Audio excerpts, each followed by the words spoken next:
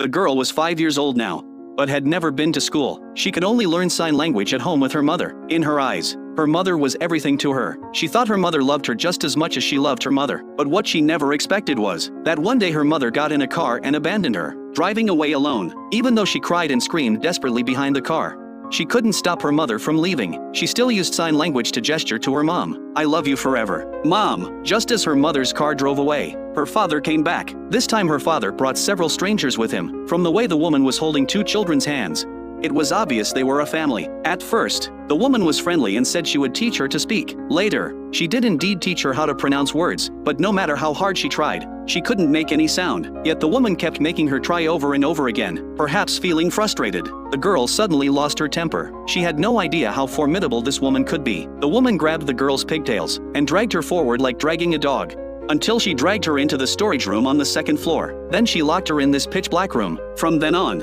the woman never taught her to speak again. Her childhood was basically spent in this dark room. Before she knew it, she was already 18 years old. She never liked socializing with people, until the day she saw a mischievous boy at a party. His various funny antics made the girl throw her head back and laugh for the first time. From that moment on, she seemed to develop special feelings for the boy. It turned out the boy had been secretly watching the cello performance at the party. When he was discovered, Sae-kyung brought the young man to a corner, immediately telling him not to be a stalker, and asking if he was afraid of the heat. The young man was very confused. 너 18열렸어.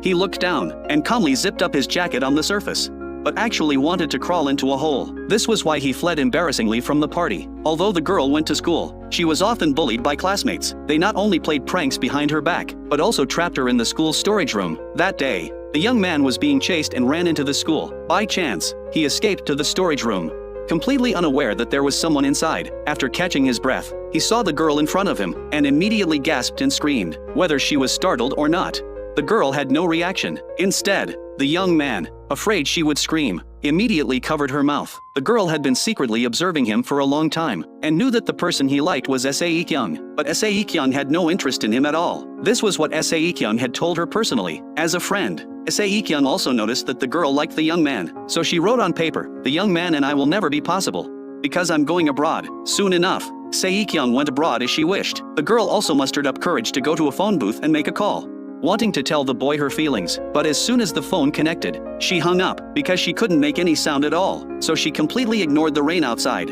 and crouched right next to the phone booth. At this moment, a young man passing by handed her an umbrella. What the girl didn't know was that the person in front of her was actually her future son, because she couldn't hear the other person's voice.